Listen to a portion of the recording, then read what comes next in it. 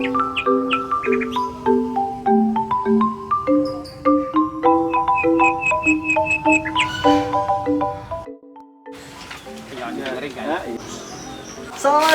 Prof. Waalaikumsalam. Jo, apa kabar juga, Jo? Lama nggak jumpa. Alhamdulillah sehat. Kesini lagi ada apa, Jo? Jo datang ke sini biasa lah, ingin mencari nambah wawasan juga mencari nutrisi buat otak, Prof. Oh gitu, Jo. Begini, Jo. Tiap hari sore saya itu dengan dokter Agus Wijaya, ya itu selalu hadir di peternakan ini. Dokter Agus ini aktif untuk memeriksa hewan-hewan secara klinis, pemeriksaannya gimana, sehingga beliau main ke sini untuk melihat, dan memang sengaja saya ajak, Jo. Oh begitu, salam kenal Dokter Agus Wijaya. Pak Agi, saya mau pamit, ada yang mau saya periksa hewan yang Gitu. Makasih, Oke, nanti oke. akan ketemu lagi ya. Ya nanti ketemu kita ya. Baik, Jo. Oke. Ini saya melayani si Jo dulu ya. Ya. Ada apa lagi, Jo? Kamu ini, silakan naik ke sini, Jo. Naik ke sini, Jo. Ada apa? Hah? Masih kurang aja ilmu dari pagi. Prof, Jo punya pertanyaan. Oh, Apa benar iklim dan juga musim dapat mempengaruhi kesehatan ternak? Contohnya pada kambing-kambing yang ada di Karyomen Farm ini, Prof. Bagaimana ya? iya, itu jelas, Jo. Coba misalnya seperti sekarang ini, mulai terjadi musim hujan. Misalnya saat ada musim panas, angin kencang, apalagi kota kita ya banyak hujan, angin kencang, petir.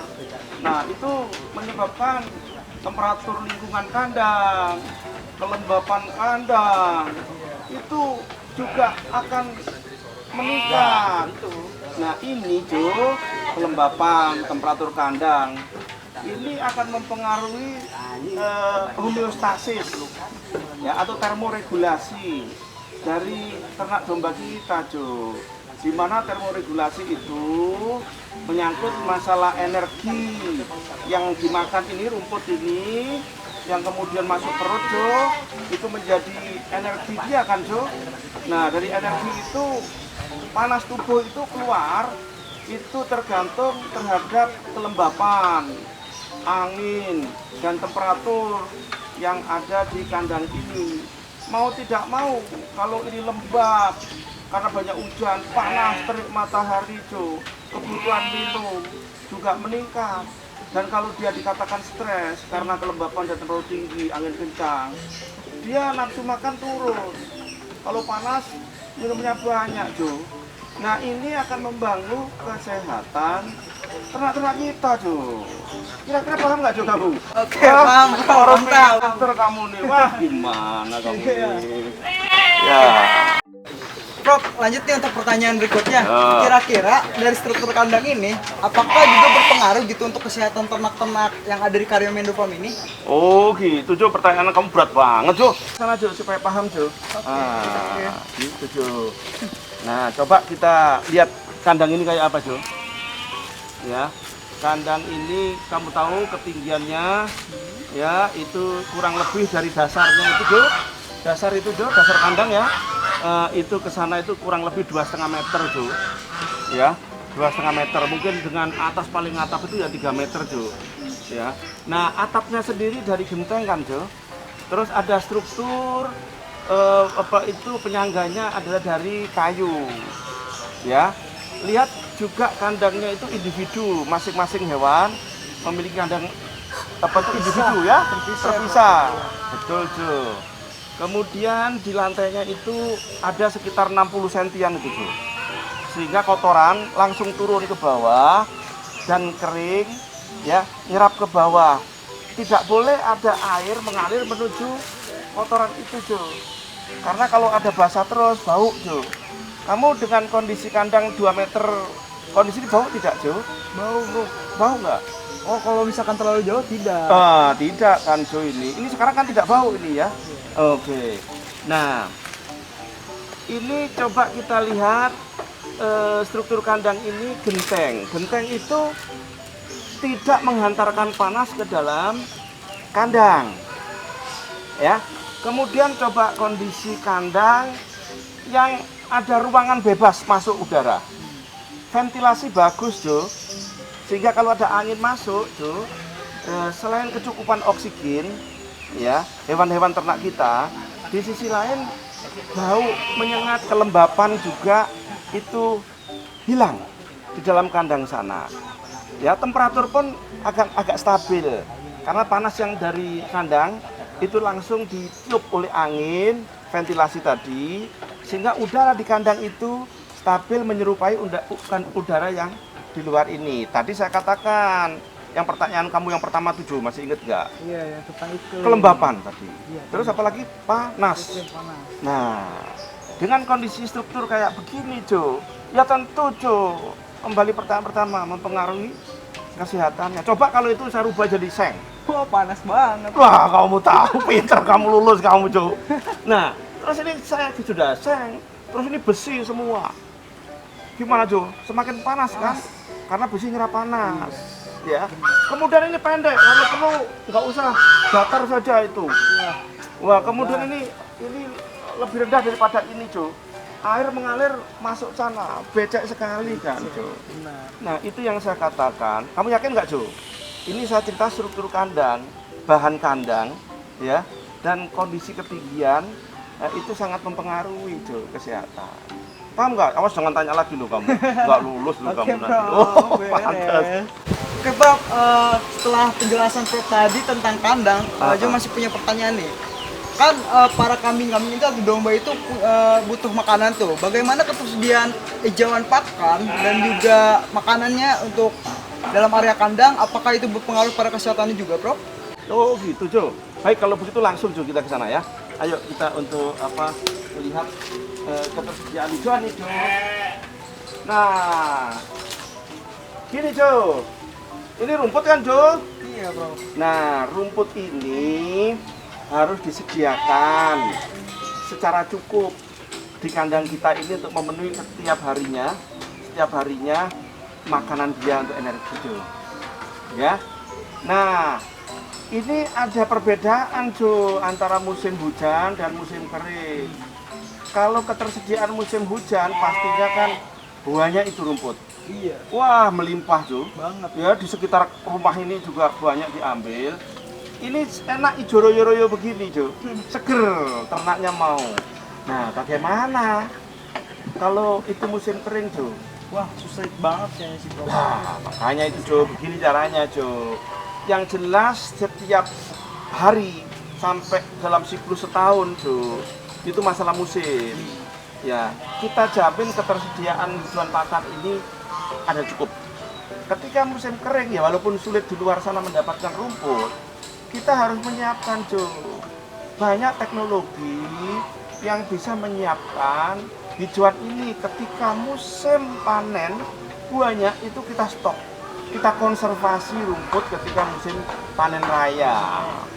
Terus itu bisa dibuat silase, Jo. Pernah dengar nggak, Jo, silase? Pernah, Prof. Nah, juga, Prof. wah, kamu pinter itu. Ya, kemudian ditimbun, kering-kering itu nggak apa-apa, kita gudangkan. Silase kita simpan, ya kan? Nah, itu kita bisa pakai dengan teknologinya sendiri-sendiri. Kita untuk mengisi stok kekurangan pangan di kala musim kering. Jika musim kering di sekitar masih ada hijauan, ya nggak apa-apa, Jo. Itu, nah, itu istilah ketersediaan pangan yang harus tercukupi. Ngerti nggak, Jo, kira-kira? Paham, Prof. Oke. terima Bagus kasih. kalau gitu. Ingat-ingat tuh ya. Siap, Prof. Oke, ya. Kayaknya ada yang janggal deh, Prof. Apanya tuh? Lalu hubungan ketersediaan hijauan pakan dengan kesehatan kira-kira hubungannya apa, Prof? Waduh, saya lupa, Jo. Itu ya pertanyaan kamu tadi ya. Aduh, tahu ini untuk diingatin. Jadi gini loh, Jo, maksud saya. Jangan sampai ternak kita di musim hujan karena ketersediaan buahnya rada gemuk atau gemuk. Tapi ketika musim kering tiba, karena ketersediaan hijauan nggak ada, jadi kurus-kurus. Nah, kurus itu kan menyebabkan penyakit, sakit, kekurangan gizi, ya kan? Nah, itu yang nggak baik, Jo. Oke, Jo, sekalian saja, Dokter Agus, ya, Agus Wijaya tadi tuh loh, yang kamu kita kenalkan itu. Sekarang kan tadi sedang memeriksa hewan. Memang tugasnya itu, ahlinya itu. Kamu tak ajak ke sana yuk? Boleh nih, Prof. Lu harus boleh. Ayo. Oke. Ayo. So, ini saya kenalkan Dokter Agus Wijaya sedang memeriksa nih domba-dombanya. Ini domba. Salah satu domba itu dicek dulu ya, sehat atau tidak, sehat atau sakit. Nah, ini saya perkenalkan Dokter Agus. Ini Halo, mahasiswa, ya. mahasiswa kita. Oh ya. Ya, sedang belajar tentang bagaimana membedakan hewan sehat itu dan sakit. Nah, Jo, belajar banyak ya nanti ya ke sini. Oke, kalau begitu ya. Saya Dr. Agus langsung saya pamit karena Baik. biasa ada urusan kayak Ya, biasa kawan. ya. Silakan ya. Oke. Ini Dr. Agus ini banyak pengalaman di bidang klinik ya. Oke, kalau gitu ya. Ya, makasih ya. Oke. Jo, Ya, langsung aja.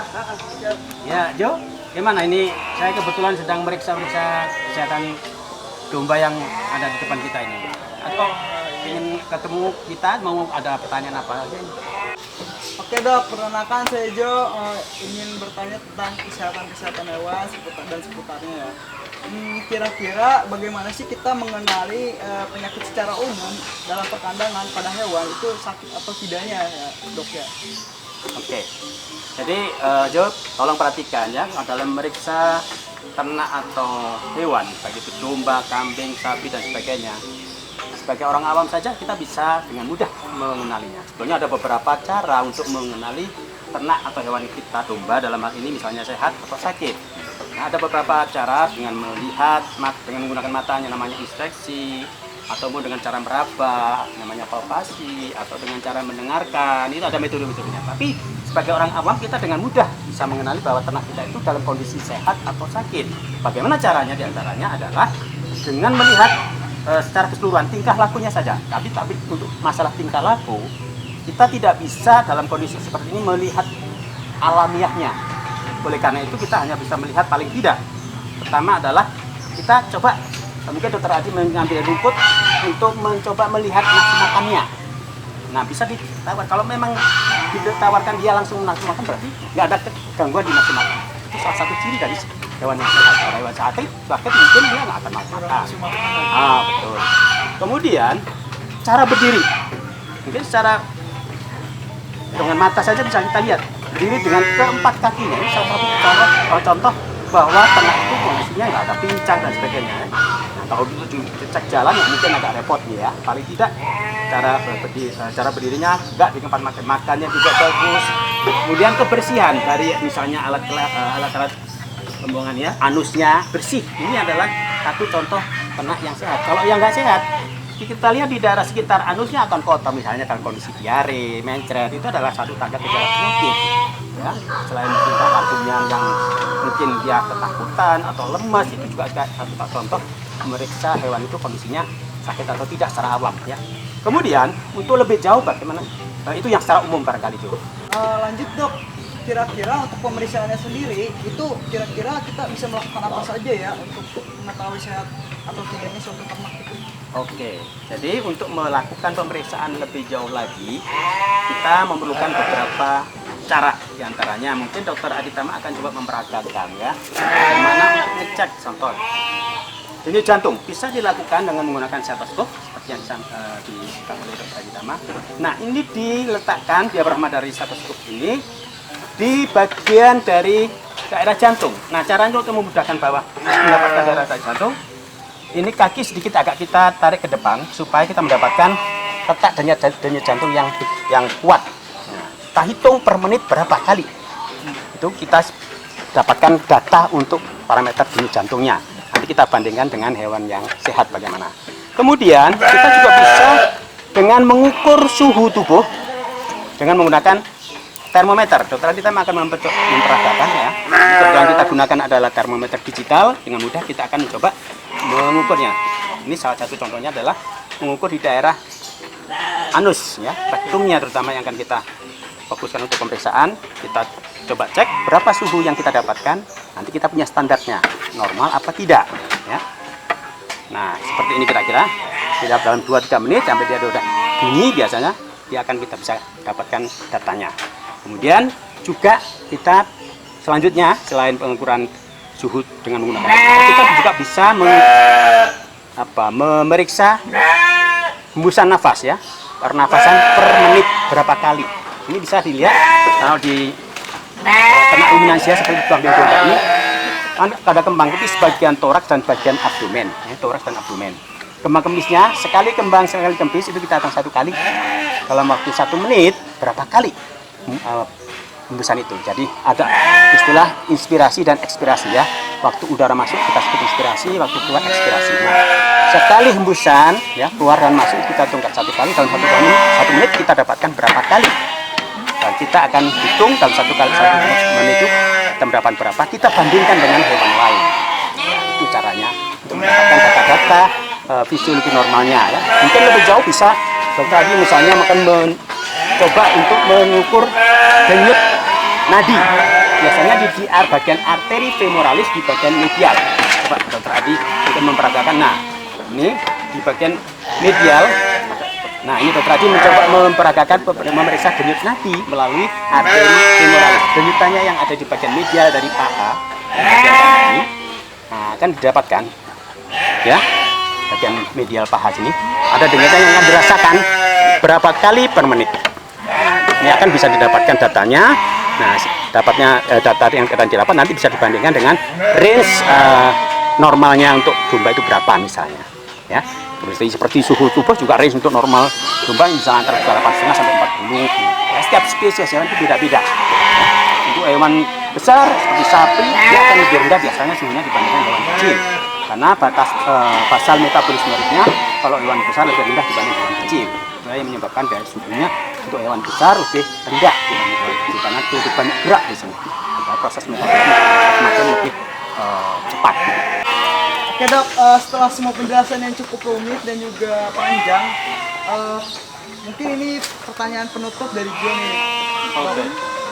Kira-kira penyakit apa sih yang sering muncul pada domba atau ternak? Bagaimana cara, khususnya ruminan gitu, bagaimana untuk mengatasinya?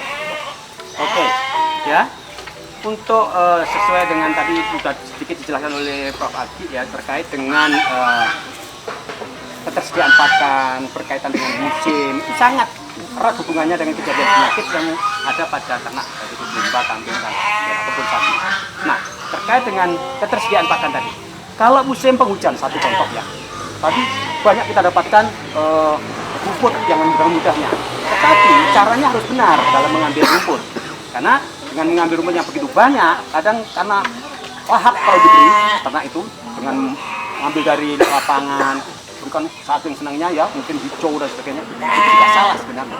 Jadi caranya, satu contoh trik untuk bisa mendapatkan rumput yang sehat pada musim hujan. Mengambil rumput sebaiknya di atas jam 9. Di atas jam 9 dengan harapan bahwa rumput itu sudah mulai kering. Karena kalau waktu sebelum jam 9, rumput itu masih basah. Dan itu merupakan media bagi larva dari telur cacing untuk naik ke atas. Nah, kalau itu disabit sebelum jam 9, maka rumput itu sudah mengandung larva untuk diberikan ke ternak. Itu merupakan sumber cacing, sehingga menimbulkan penyakit cacingan yang menimbulkan gejala diantaranya adalah diare yang kita lihat di bagian anggota kotor. Karena ya pernah ada ternak yang bisa cebok sendiri kan, itu contohnya. Itu jadi kita bisa kenali. Nah, itu dari satu untuk yang terkait dengan musim penghujan. Ya. Kemudian bahkan juga selain cacingan, dengan memberikan rumput yang segar tadi, kelihatannya enak. Wah, lahap sekali. Orang Sunda mengatakan apa yang namanya beragas atau apa. Itu senang sekali, tapi di balik itu semua sebenarnya kurang baik. Kenapa? Seharusnya kalau misalnya rumput itu agak panjang harus dipotong-potong untuk dievaporasi atau dikeringkan. Itu yang baik. Jadi kalau mengambil rumput sekarang, diberikannya besok akan lebih bagus. Karena rumput sudah dipotong-potong dan diuapkan, dikeringkan, dievaporasi. Nah, itu akan lebih baik. Kandungan airnya nggak terlalu banyak. Kenapa? Pada rumput-rumput yang muda, dalam rumput yang segar dari lapangan, terutama yang muda, itu banyak mengandung air yang banyak juga mengandung zat yang disebut dengan saponin. Ya, zat pembentuk busa. Nah, kalau dia dimakan oleh ternak, kambing, domba dan sebagainya, nah, zat pembentuk busanya tadi, saponin itu banyak membentuk busa, akhirnya membentuk gas. Busa bekas di dalam rumen. Nah, kalau sampai misalnya busa rumen terbentuknya itu begitu cepat, tidak sempat diregurgitasi, tidak bisa dikeluarkan oleh sendawa ya istilahnya atau regurgitasi, maka dia terjebak di dalam rumen, akhirnya menyebabkan blood atau timpani. Nah, blood atau timpani akan mendesak bagian rongga dada atau saluran pernafasan, dia biasanya sesak nafas, matinya karena nggak bisa bernafas. Itu pada musim penghujan. Pada musim kemarau lain lagi persoalannya, bukan hanya di kambing atau domba, bahkan juga di sapi. Kalau musim kemarau justru mencari rumput susah. Seperti dikatakan Pak Adi tadi, nggak semuanya harus digunakan teknologi. Tadi silase tadi dan silase tadi sudah menyebut ya, ini teknologi bagaimana untuk mengawetkan pakan supaya nggak ada istilah paceklik, kekurangan pakan pada waktu musim kemarau. Ya, itu harus dibiasakan. Memang kebiasaan peternak itu nggak mau repot, gitulah. Ya apa yang ada gitu aja. Akhirnya apa? Pada musim kemarau kita kesulitan mendapatkan rumput atau hijauan, dia akhirnya dapat seadanya. Bahkan kalau nggak ada rumput, bahkan kalau di sapi bahkan yang kita lihat bukan rumput yang dia berikan, pelepah pisang. Kalau itu nggak dapat juga, kalau itu bahkan mereka beli. Di daerah-daerah sering beli pelepah pisang, nggak ada. Bonggol pisang pun dikasih. Bisa Anda bayangkan itu bukan makanan yang bukan pakan yang sehat. Nggak ada gizinya dan itu akan menyebabkan dia pencernaan tidak bekerja dengan baik sehingga rumen, retikulum, umasum tidak mencerna dengan baik. Akhirnya mandek, ya terjadilah indigestif. Dia nggak bisa BAB. Nah, gimana nggak bukan makanannya kok dulu? Ini karena kadang-kadang ya daripada nggak makan alasannya seperti itu. Atau dibalik kadang-kadang kita lanjutkan bukan hanya di kambing domba, di sapi pun dikasihnya malah daripada nggak ada rumput, konsentratnya aja dibanyakin ada.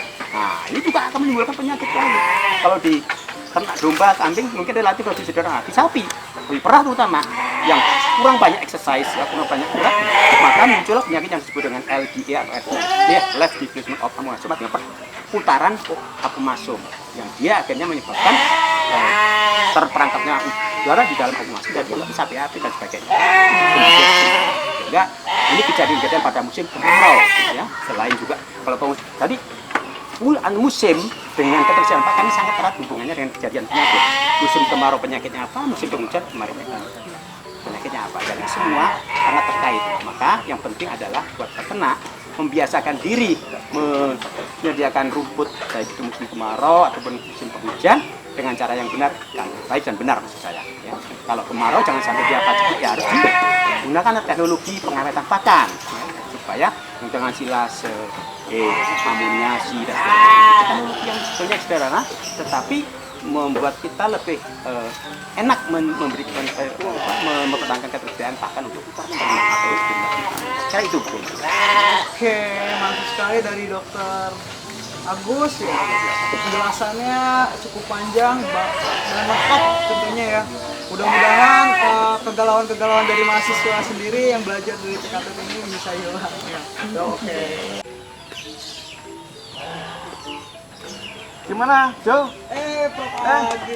Sudah paham dengan ilmunya dari Dokter Agus? Wah, banyak banget tadi penjelasan dari Dokter Agus, cukup jelas juga. Walau sedikit panjang seperti itu memang karena materinya kali ya, Prof ya. Iya. Rumit juga panjang gitu. Tapi ya lumayan lah untuk menerangkan pada Jo biar lebih paham lagi gitu kan apa penyakit-penyakit untuk ternak ini gitu kan. Ya. Apalagi gejalanya, pemeriksaannya juga gitu. Mungkin itu aja sih, cukup banget. Ya. Gimana Dokter Agus, sudah puas belum? Ini ada mahasiswa kita yang agak sedikit jelimet ini, tapi pinter dia, pengetahuannya yang banyak. Kira dia cepat nangkap dan cukup baik dalam mendapatkan pemahaman untuk apa yang saya jelaskan tadi.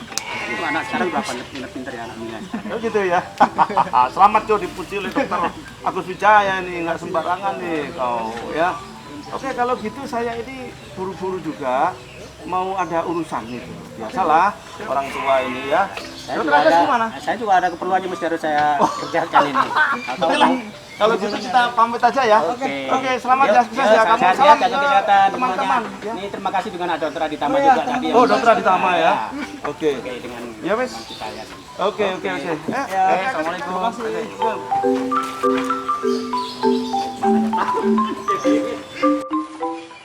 Oke, untuk kesimpulan praktikum pengenalan ternak sehat dan sakit, pertama ada iklim dan musim, di mana iklim dan musim yang baik itu mempunyai sirkulasi yang baik, terus kelembaban yang relatif stabil, ya kan.